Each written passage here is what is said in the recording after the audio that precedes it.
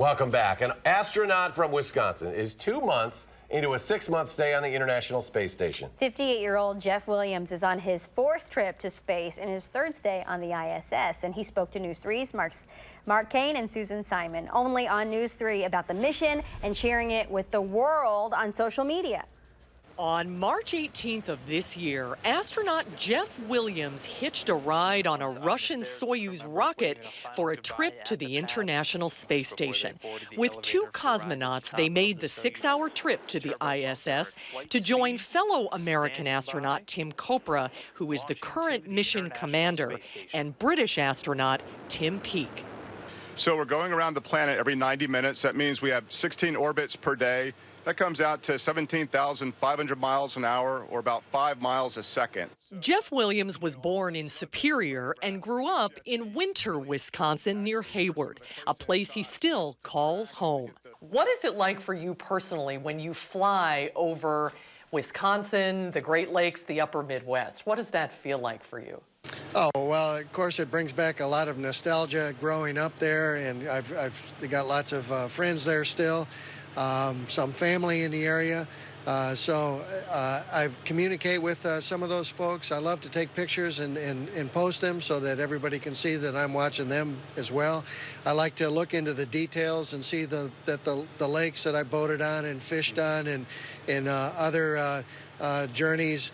I can even see my homestead from up here with a big lens and pick out the building. So it's a great experience, full of nostalgia, and fun to bring the experience to the people of Wisconsin. We can see you bobbing up and down a little bit. You know, the 3 of us are actually stood here with our feet hooked underneath handrails. We call them handrails, but, you know, most of the time we move around the space station hooking our feet under things. And it's quite interesting because after 5 months in space, the bottom of my feet are completely smooth, you know, like a newborn baby. But the tops of my feet are completely hard and you know, hardened skin where I've been hooking my feet underneath handrails for 5 months. We see you guys have a lot of fun with this microgravity a lot of times. How hard is that to get used to? I think I've been on orbit with close to 50 different people, or 40-some different people. And everybody adapts very quickly. Within the first few days or first couple weeks, you go through a huge adaptation. But it really takes about 6 weeks or so to fully get acclimated to the environment and working in 3 dimensions. Jeff, you're very active on social media. The pictures you post on Twitter are just spectacular. Is that an intentional part of your mission as well? Well, thank you for the comment. We want to bring the experience to the people of Earth. Because it is such a unique experience. And the best way to do that is through visual imagery, either photography or video.